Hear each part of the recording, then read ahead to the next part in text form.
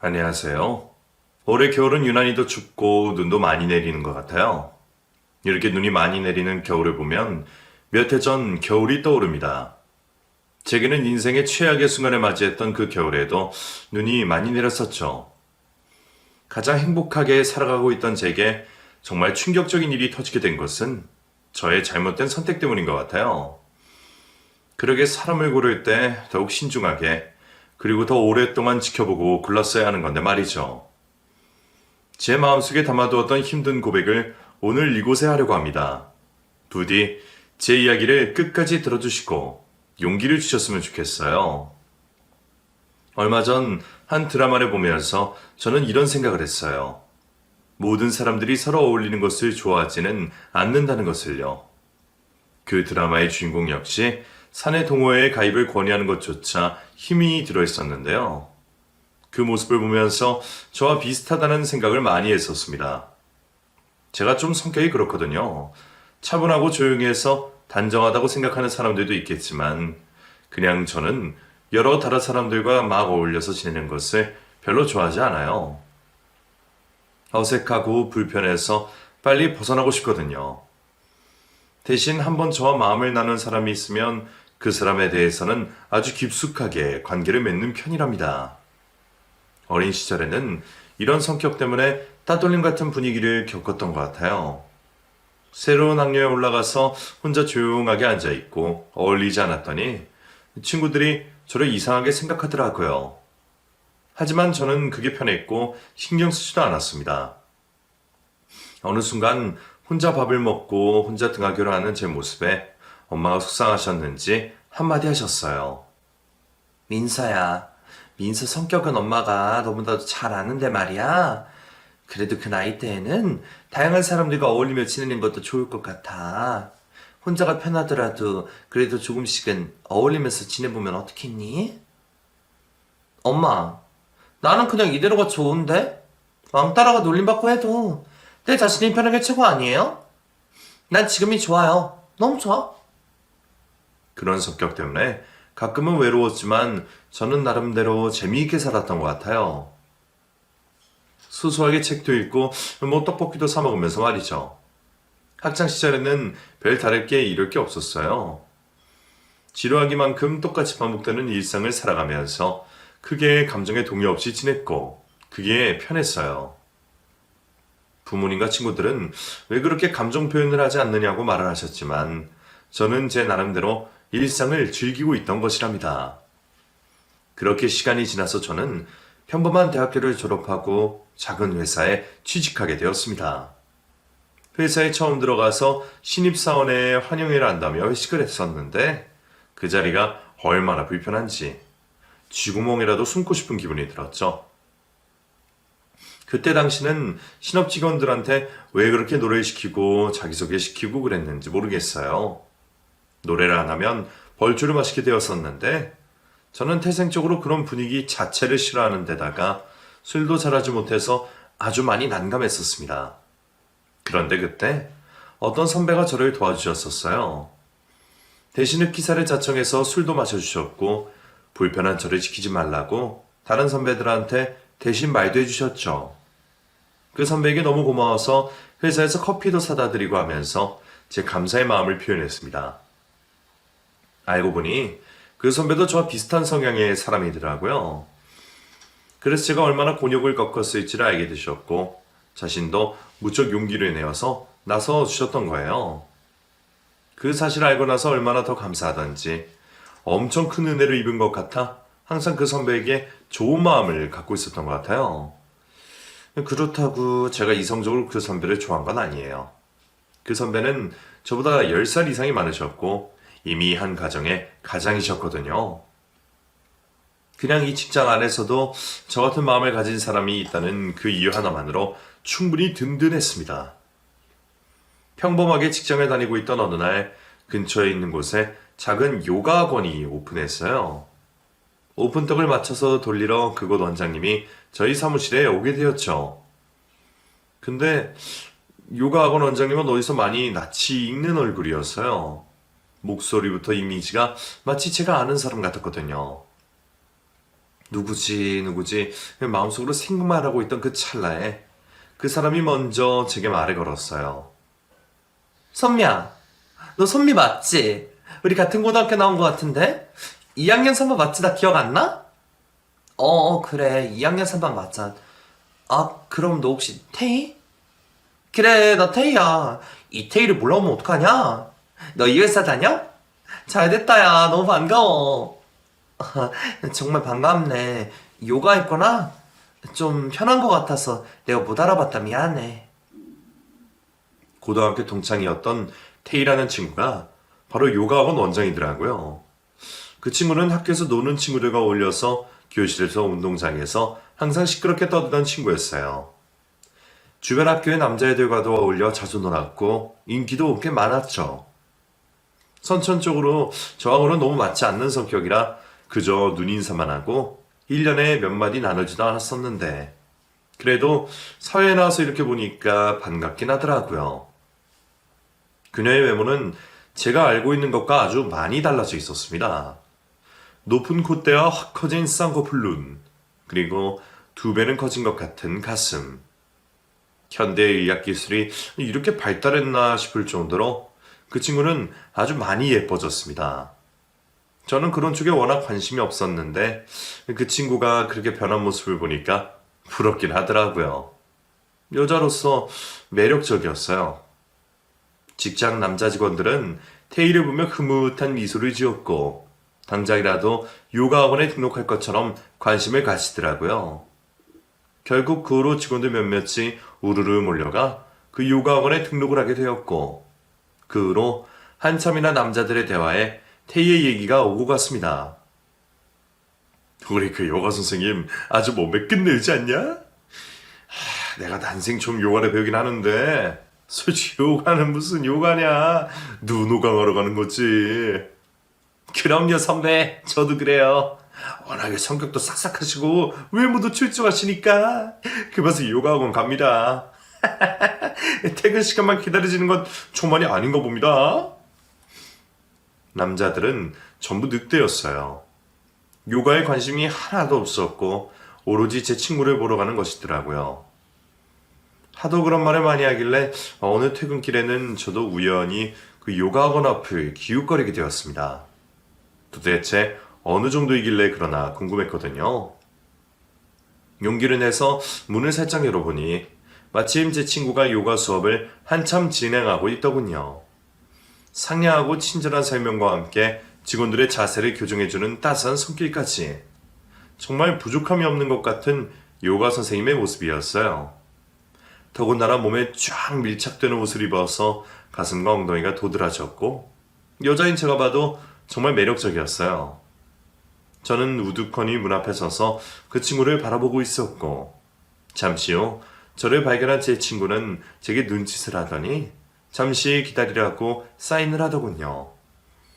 그렇게 저는 그 수업이 끝나기를 기다렸고 잠시 후 저희는 차를 한 잔 마시게 되었습니다.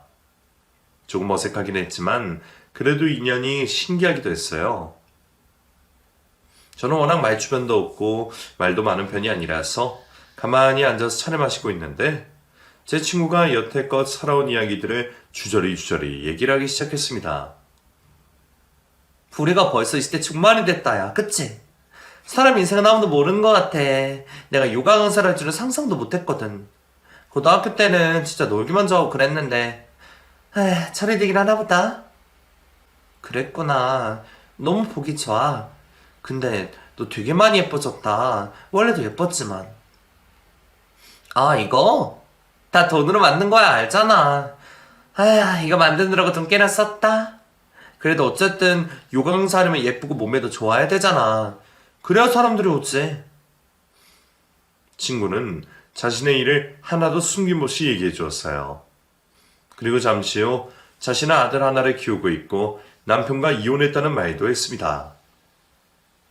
20살이 넘자마자 못 모르고 연애를 하다가 아이가 생겨 급하게 결혼을 했는데 막상 결혼을 하고 살아보니 나중에 이 남자가 바람을 피우게 되어 이혼을 했다고 하더라고요. 그 사실을 알게 된 순간 과감하게 이혼을 선택했고 현재는 친정엄마와 함께 살며 친정엄마의 도움으로 아이를 양육하고 있다고 했어요. 다행히 전 남편에게서 위자료를 조금 받아서 그 돈으로 성형수술도 하고 요가학원도 차리는데 도움을 받았다고 하더라고요. 야, 세상에 나쁜 놈들 많아. 언제는 내가 세상 최고 좋다더니 결혼한 지 얼마나 됐다고 바람을 피고 그거 알고 살 여자가 어딨어. 그래서 이 꼴이 됐다. 에휴, 딸린 이혼녀. 태희는 웃으며 당당하게 얘기했지만 아직 나이 30도 안 됐는데 벌써 애딸린 이혼녀라니. 제가 생각하기에는 있을 수도 없는 일이라 조금 안 됐다는 생각도 들었습니다. 같은 여자로서 동정심 같은 게 생긴 저는 그 후로 길거리 지나가면서 장난감 같은 것이 보이면 그냥 지나칠 수가 없었어요. 왠지 아빠 없이 혼자 살고 있는 태희 아들이 생각났거든요. 저도 모르게 장난감 가게에 들어가서 바퀴 달린 자동차 장난감 2개를 사들고 다음날 요가 학원으로 향했습니다. 저기 이거 아들 갖다 줘. 어제 지나가면서 생각이 나서 샀어. 이런 거 좋아할 나이잖아. 어머, 이게 뭐야?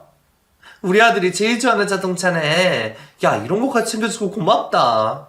사회에 나와보니까 옛날 친했던 친구들이 다 옛날 같진 않더라고. 안 그래도 기분 꿀꿀했는데. 네 덕분에 다 풀렸지 뭐야? 우리 오늘 밥 먹을래? 내가 저녁 살게. 그동안 못해둔 얘기도 하고 오늘 저녁 같이 있어주라. 전 그렇게 그 친구와 함께 식사차를 하게 되었습니다. 맥주도 한 잔 마시게 되었는데 주량이 약한 저는 한 잔에 얼굴이 벌개져 버렸죠. 그날 이후 저는 그 친구와 아주 많이 가까워지게 된 것을 느꼈습니다. 그 친구는 제게 고맙다고 하며 진심이 담긴 말을 많이 했었어요. 옛날에 친했던 친구들은 이혼하고 있을 때 연락을 해도 제대로 연락도 받아주지 않고 했는데 제가 이렇게 자신의 아들 장난감까지 챙겨줄 줄을 상상도 못했다고 하더라고요.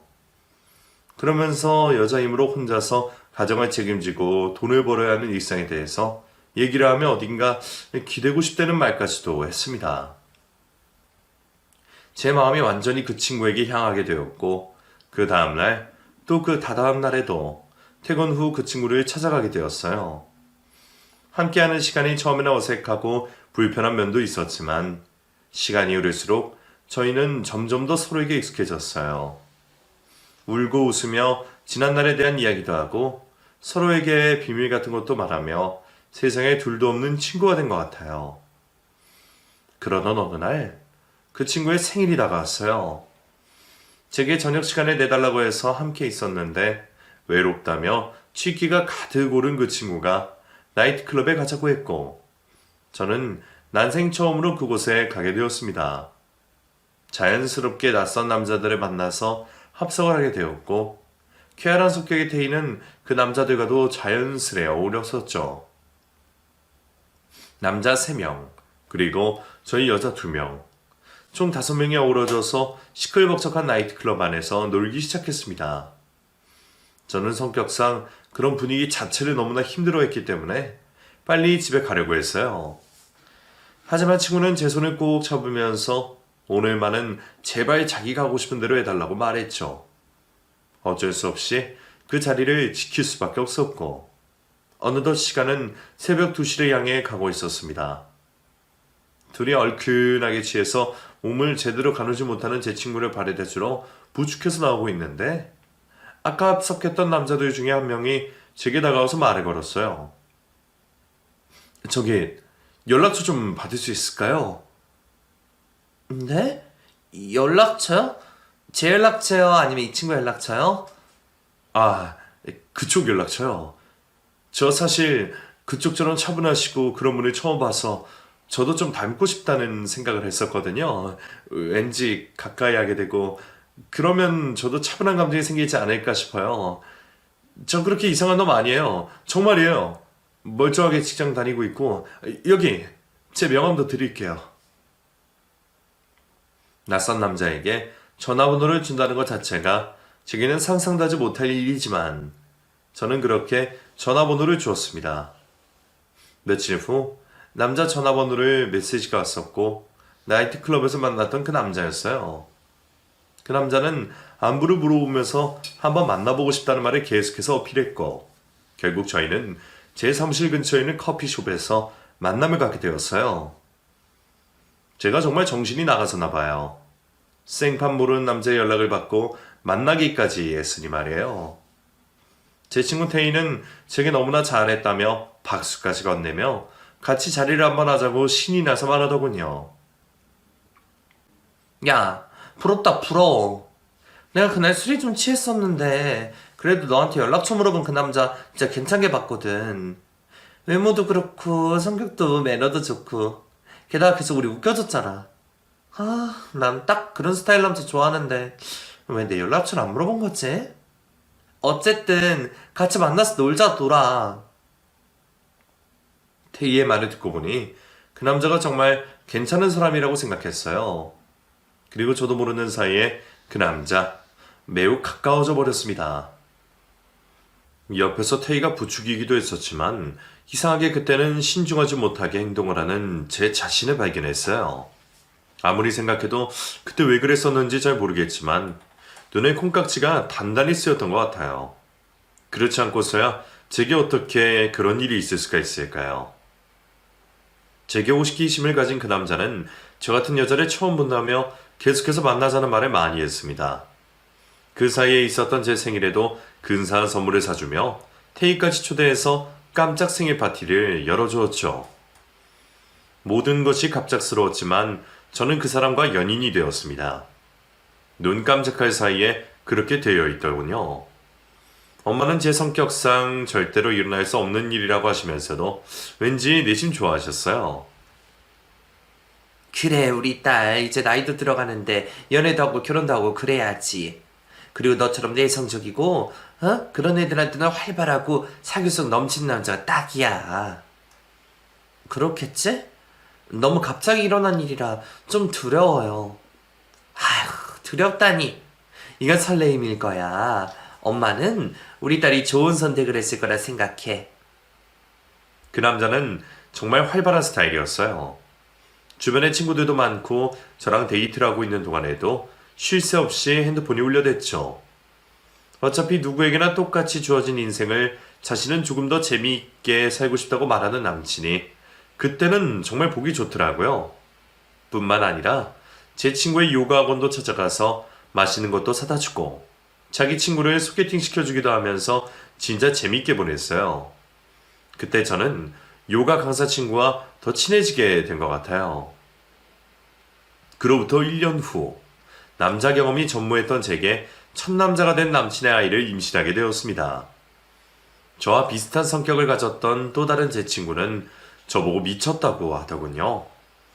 제가 태희하고 친해지면서 뭔가 너무 변한 것 같다고 신중하지 못하다고 했어요. 하지만 저는 그렇게 말하는 친구가 오히려 미웠어요. 왠지 자신과 멀어진 것 같아 질투한다고 생각했거든요. 이 친구는 태희보다 훨씬 이전에 먼저 친하게 지낸 친구로 거의 중학교, 고등학교 내내 붙어 다니던 친구였었어요. 저와 많이 닮아 있었고 워낙에 착하고 서로의 부모님까지 알고 지내는 사이였죠. 솔직히 말하면 그 친구가 걱정하는 말을 듣기 싫어서 제가 조금 피하기도 했었어요. 남자한테 콩깍지가 쓰였다더니 신중하지 못하다느니 하는 말을 듣기가 싫었거든요. 그렇게 저는 갑작스러운 결혼을 하게 됩니다. 갑자기 준비된 것 치고는 양가 부모님들이 신경 써서 챙겨주신 덕분에 안정적으로 진행이 되었던 것 같아요. 남편에게는 훨씬 어른스럽고 차분한 성격의 남동생이 한 명 있었는데 이런저런 방식으로 저를 챙겨주려고 하는 모습이 너무 좋더라고요. 예의도 워낙 바르고 해서 제가 소개팅을 해주고 싶은 마음이 생길 정도였습니다. 남편은 자기 동생이 너무 답답한 놈이라고 하면서 인생을 헛살고 있다는 말을 하기도 했었는데 저는 어쩐지 그런 시동생이 좋아 보이더라고요. 결혼하고는 정말 정신없이 바빴어요. 임신 7개월이 넘은 상태로 결혼을 했기 때문에 회사를 다니며 아이를 낳을 준비를 했고 출산 후에는 하루 24시간이 어떻게 지나는지 모르게 흘러갔습니다. 아이를 키운다는 일은 세상에서 제가 경험한 일 중에 가장 힘들고 정신없는 일 같아요. 둘, 셋 아이를 낳아 회사까지 다니는 직장 선배들이 정말 위대하다는 생각이 들었어요. 하지만 남편은 아이의 울음소리에 많이 힘들어했고 한창 회사가 바빠져서 주말에도 출근을 한다고 하더군요. 어쩌다가 주말에 집에 있으면 나가고 싶어 근질근질해서 제게 아부를 떠난 남편의 모습이 꼴보기 싫을 때도 있었어요. 여보, 내가 애기 젖병 소독하고 빨래도 다 하고 했으니까 이따가 조금만 나갔다 와도 돼? 딱 3시간만, 어? 주말이면 좀 나 좀 도와주지. 맨날 왜 그렇게 나가려고 그래. 당신은 나랑 아이랑 있는 것보다 밖에 나가는 걸 더 좋아하는 것 같아. 아니야, 그럴 리가. 내가 세상에서 가장 사랑하는 사람들인데 그렇다고 친구들 관계 안 하면 나중에 경조사 생기고 그럴 때 안 온다니까? 그게 다 우리 가족을 위해서 그러는 거라고. 남편은 늘 이런 식으로 좋게 포장을 하면서 저를 현혹시켰어요. 저는 남편의 그런 말이 싫긴 했지만 그렇다고 어떻게 말릴 방법도 없었습니다. 그러던 어느 날 시댁에 행사가 있어서 다 같이 시댁에 가 있을 때 시동생이 남편에게 하는 얘기를 들은 적이 있어요. 그러니까 형이 그러면 안 되는 거야. 알았어? 제발 앞으로는 그러지 마. 행동 조심하고. 가정에 있는 사람이면 있는 사람답게 행동해. 형수랑 조카는 뭔 죄야? 야, 이 답답한 놈아. 네가 아직 결혼을 안 해봐서 그래. 평생 아주 그렇게 답답하게 살아라. 아유, 이 답답이. 뭔가 이상한 기류가 흐르는 것 같아 저는 나중에 시동생에게 따로 물어봤어요. 무슨 일이 있었냐고요? 시동생은 그냥 형이 워낙에 사교적인 성격이고 친구들이랑 노는 것을 좋아해서 그러지 말라고 얘기를 했다고 하는데 뭔가 숨기는 듯한 기색이 역력했습니다. 그러는 사이 저는 둘째 아이가 생겼고 회사는 복직하기 힘들어졌어요. 요가 강사의 제 친구는 가끔씩 예쁜 몸매로 저희 집에 놀러 오기도 했었는데 솔직히 많이 부럽더군요. 여전히 몸매도 예쁘고 화장과 헤어스타일도 워낙에 잘 꾸미고 다니는 애라서 칙칙하게 푹 퍼져 있는 저와는 확실히 비교가 되었거든요. 친구는 여전히 제 남편과도 잘 맞았습니다. 연애를 할 때에도 다 같이 함께 만나면 술병을 셀 수 없을 만큼 많이 마셨던 두 사람이었는데 가끔 저희 집에 놀러 와서도 여전히 그렇게 놀더라고요. 한창 흥이 오를 때쯤에 저는 아이를 재우러 방에 혼자 들어가야 했고 그 뒤로 계속해서 둘의 술자리는 이어지는 것 같았습니다. 그리고 그 친구가 저희 집에 왔다 가면 남편은 꼭 은근히 비교하는 말을 제게 하기도 했어요. 여보, 당신도 좀 당신 친구처럼 꾸미고 그러면 안 되나? 요가를 좀 다녀보면 어때? 살도 많이 쪘잖아. 다이어트도 좀 하고 그러지. 요가를 다닐 시간이 어디 있어. 둘째가 지금 5개월밖에 안 됐는데. 하루 종일 애 둘하고 싫어하고 있는 내가 꾸미긴 어떻게 꾸미냐? 그럼 화장품 애들 얼굴에 다 묻히고 그러라는 얘기야? 아니, 난 꼭 그런 게 아니라 보기 좋잖아.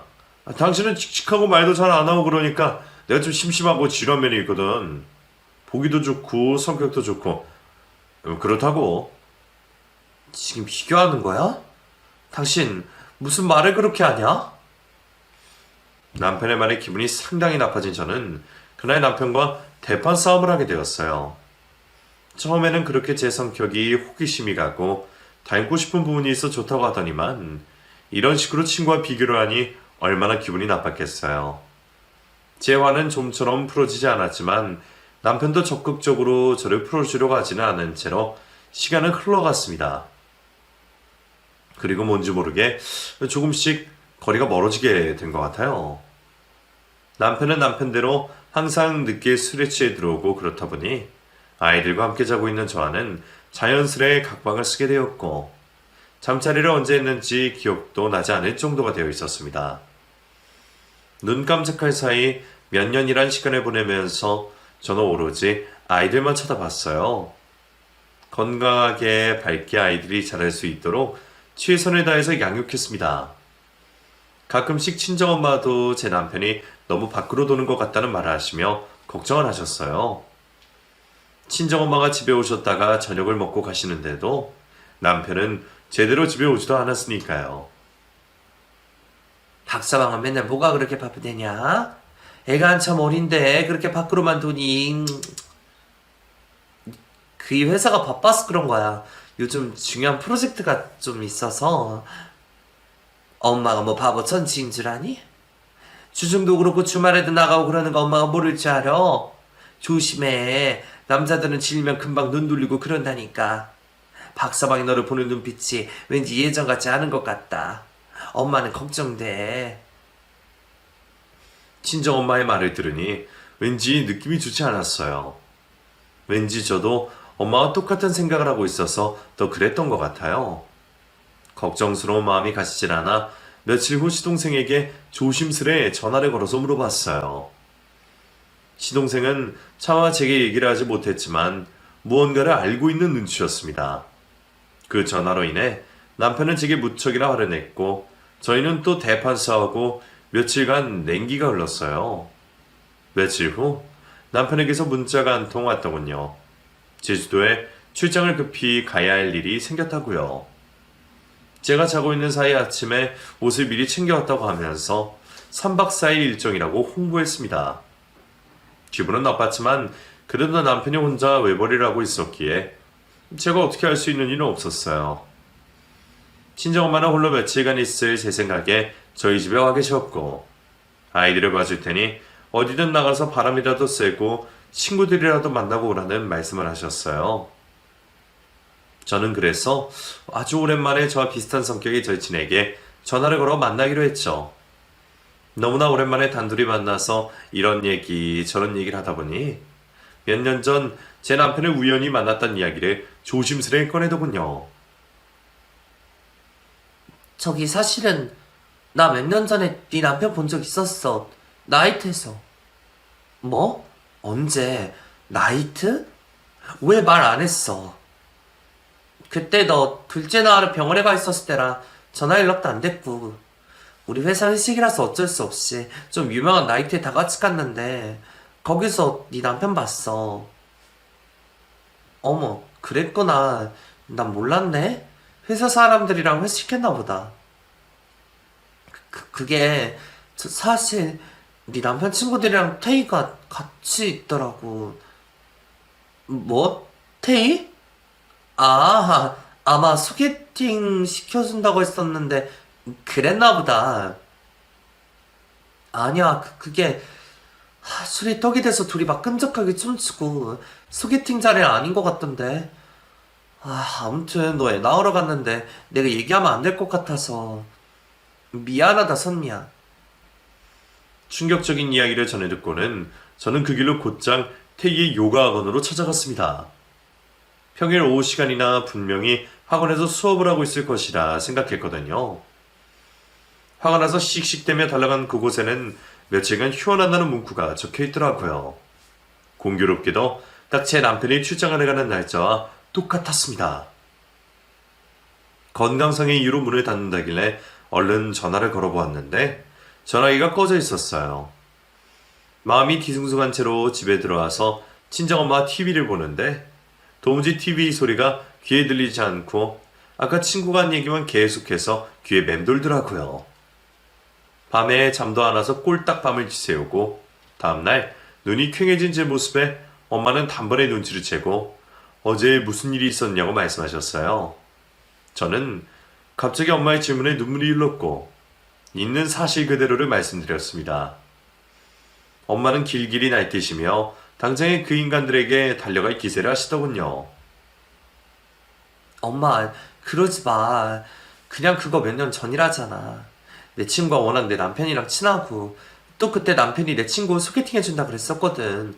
그래서 아마 그럴 거야. 어? 이 기집애야. 여자들은 직감이라는 게 있는 거야. 그래서 여자인 거라고. 엄마가 이상하다고 했잖아. 아무리 소개팅이라고 해도 너 둘째 나으러 병원에 가서 진통하고 있는데 그럴 수가 있냐? 나쁜 놈 같으니라고. 내가 아주 요절해 내주마. 오늘 오는 날이라고 했지? 잘 됐다. 엄마가 따끔하게 혼 좀 내줄게. 엄마의 흥분은 도무지 잠재워지지 않았습니다. 그리고 그때 창밖을 보니 흰눈이 펄펄 내리고 있더군요. 얼마나 많이 쏟아지는지 밖에 나가기 두려울 정도였어요. 잠시 후 남편에게서 연락이 왔습니다. 비행기가 폭설로 인해서 결항이 되어서 하루를 더 있다가 와야 한다고요. 너무 빨리 가고 싶은데 어쩔 수 없이 못 간다고 하면서 집에 갈 때 맛있는 걸 사온다고 했어요. 그 말을 듣고 뭔가 이상한 기운이 느껴졌습니다. 엄마가 말씀하신 대로 여자에게는 6번째 감각적인 육감이라는 것이 있잖아요. 안타까운 목소리로 제게 말했지만 사실 웃고 있을 것 같은 모습이 그려지면서 저 혼자 마음속으로 5만 가지 상상을 다 했습니다. 그리고 또 바로 요가 학원으로 달려갔어요. 예정대로라면 오늘은 요가 학원이 오픈을 했어야 하는 날이니까요. 하지만 요가 학원 역시 문을 닫아놓은 상태였습니다. 저는 그렇게 너무 화가 난 상태로 다음날 김포공항으로 달려갔어요. 아이들은 엄마에게 맡기고 친구에게 부탁해서 함께 갔죠. 몇 시간이 지났을까? 잠시 후 저는 충격적인 장면을 목격하게 됩니다.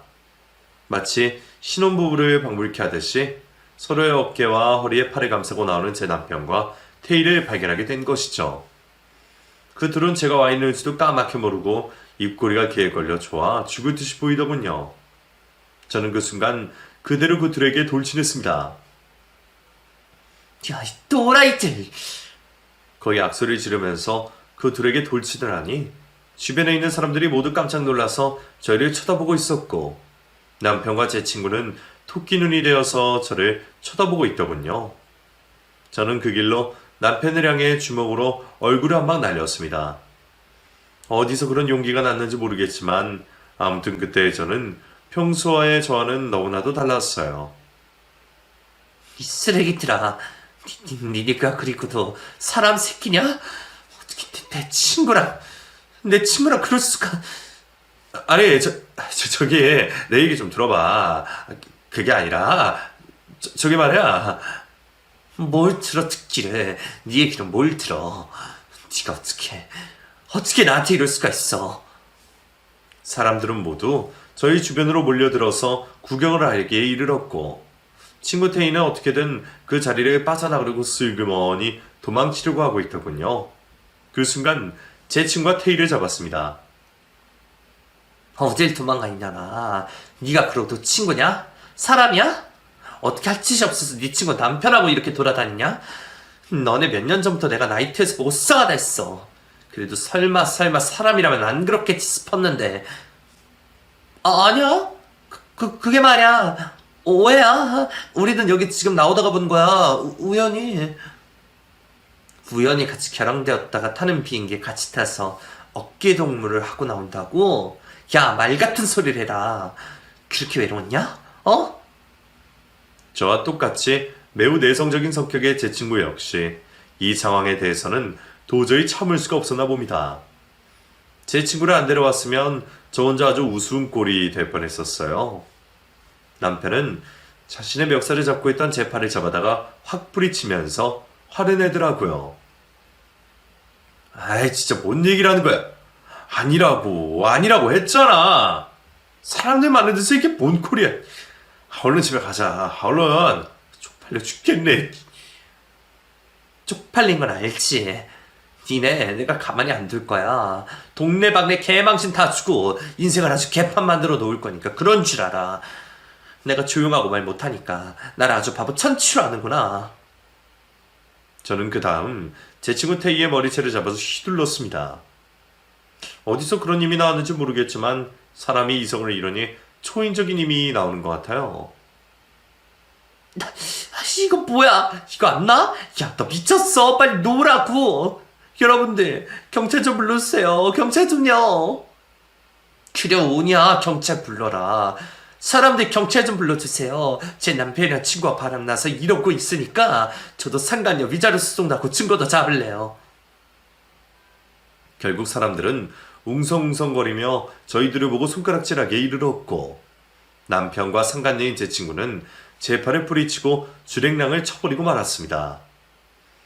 잠시 상황이 끝나버리니 맥이 쭉 빠져서 저는 그 자리에 풀썩 주저앉아 버렸어요. 제 친구는 그런 저를 꼭 안아주면서 위로해 주었고요. 아무리 일어나려고 해도 온몸에 힘이 풀려 일어날 수가 없는 상태가 되자 제 친구는 도움을 요청했고 그 자리에 계시던 중년 아주머니가 도와주셔서 저는 공항의 의자까지 앉을 수가 있게 되었습니다.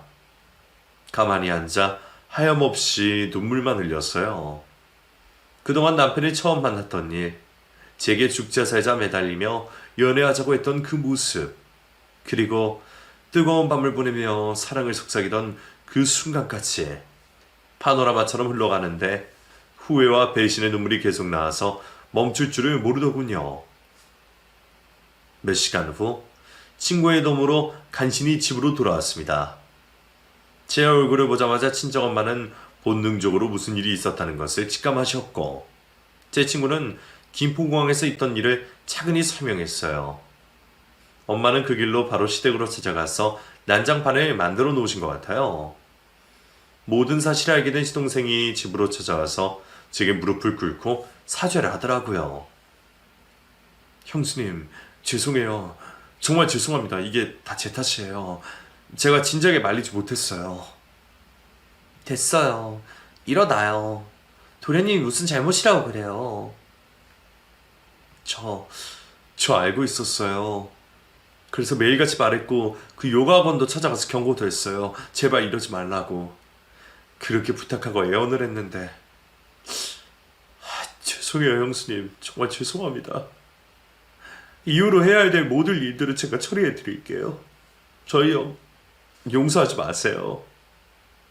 시동생은 확실히 형보다 한 수 위의 사람이었어요. 정말 어른스럽고 인성이 된 사람이었죠. 저는 그 후로 시동생의 도움으로 이혼을 준비했고 불륜에 대한 증거를 수집해서 위자료를 받아낼 수 있었습니다. 그리고 시동생이 무슨 짓을 했는지 모르지만 친구 태희에게서 연락이 와서 명예훼손이 어쩌고 저쩌고 하더라고요. 야, 내가 좀 노랗기로서니 이런 식으로 남의 영업에 피해를 주면 되냐, 어? 네가 이러고도 친구야? 너 내가 명예훼손으로 고소할 거니까 그런 줄 알아. 알았어? 친구 같은 소리 하고 있네. 너 참 속도 좋다. 어떻게 나한테 전화를 해서 이런 말 하냐? 친구라는 년이 내 남편이랑 놀아나? 그것도 몇 년이나 날 속이고? 너 이러려고 얼굴 뜯어고치고 가슴도 부풀렸냐? 쓰레기 같은 년. 명예훼손을 하든지 말든지 네 마음대로 해. 그 잘난 네 불륜남이랑. 나중에 알고 보니 시동생이 요가학원 수업 중에 찾아가서 조용하고 나지막한 목소리로 자신의 형과 헤어져 달라고 부탁을 했다고 하더군요. 일부러 학원 원생들이 다 들을 수 있도록 수업 시간을 이용했고요.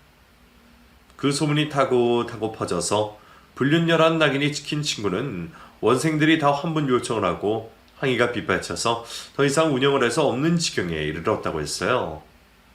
요가학원 오픈 후에 안전궤도에 올라 한창 원생들이 많이 모였던 곳인데 아깝기도 하겠어요.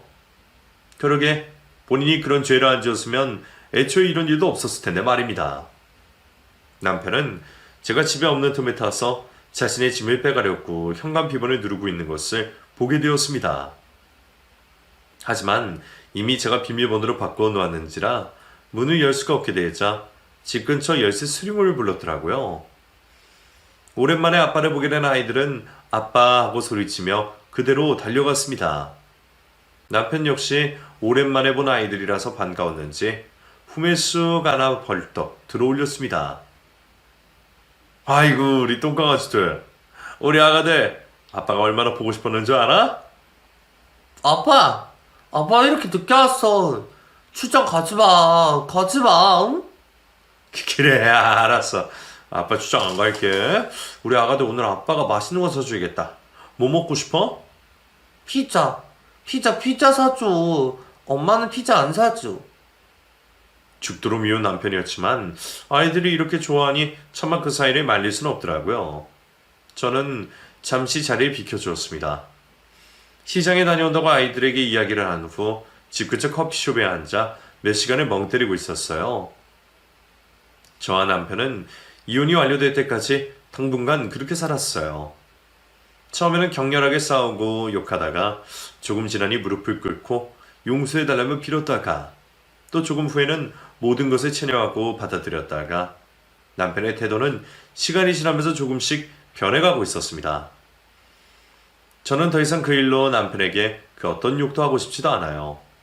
그럴 마음도 남아있지 않은 상태가 되어버렸거든요. 사람이 정말 충격적인 일을 당하고도 시간이 지나면 그 일로 인해 조금씩 감정 표현이 줄어들게 된다는 것을 이번 사건 후로 알게 되었네요. 하지만 가끔씩 마음속에 불끈불끈 솟아올라 미쳐버릴 것 같은 화는 어쩔 수가 없습니다.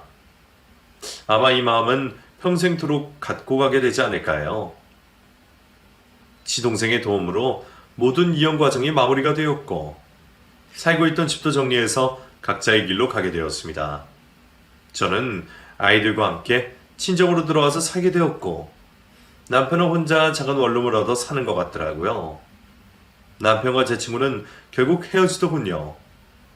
그렇게 둘이 죽고 못 살더니 위자료를 주어야 하고 육아학원까지 문을 닫고 보니 서로에게 좋은 감정이 남아있지 않았나 봅니다. 정말 황당한 것은 나중에 다른 친구에게서 전해 들은 얘기로 태희가 이혼한 이유가 자신이 바람을 피워서라고 하더군요. 그래도 전 남편이 착하고 돈이 좀 있는 사람이라 혼자 아이 키우면서 살기 불쌍하다고 돈을 챙겨준 것이라고 해요. 제가 워낙 사람들과 관계를 잘하지 않아서 이런 사실도 모르고 있었는데 동창생들 사이에서는 공공연하게 다 알고 있더라고요. 그러니까 사람이 저같이 무조건 조용하게 혼자만 편하게 있는다고 장대가 아닌 것 같네요. 이혼의 과정은 조금 더럽고 지저분했습니다. 이혼을 해보지 않으신 분은 모르겠지만 이게 며칠 안에 끝이 나는 것도 아니고 더군다나 저는 상간녀에 대한 소송도 같이 진행이 되었기 때문에 2명을 상대해야 했었거든요. 이때 시동생이 안 도와줬으면 정말 너무너무 힘들었을 것 같아요. 한 번은 친구 태희가 예상치도 못하게 집까지 찾아온 후 제 아이들에게 선물을 주는데 화가 나서 미쳐버릴 것 같으면서도 아이들 앞에서 티를 낼 수가 없어 겨우 참은 적도 있었다니까요. 자기 위자료 소송한 거 취소해달라는 일종의 뇌물 같은 짓이었는데 지금 생각해도 아주 열받고 화가 나서 미쳐버릴 것 같네요. 아무튼 그렇게 저는 싱글의 삶으로 돌아오게 되었습니다. 요즘처럼 가끔 눈이 많이 내리면 그때의 일이 기억이 나서 마음 한구석이 답답하고 소화가 안 되는 느낌이 들어요. 어디에라도 털어놓아야 제가 앞으로 조금 더 편하게 살아갈 수 있을 것 같아 주저리 사연을 남겨보았네요. 지금처럼 앞으로도 저와 아이를 잘 살아갈 수 있도록 마음속으로 조용한 용기를 북돋아 주시면 감사하겠습니다. 제 사연 끝까지 들어주셔서 감사드리고 모두 따뜻한 연말 보내시길 바라겠습니다.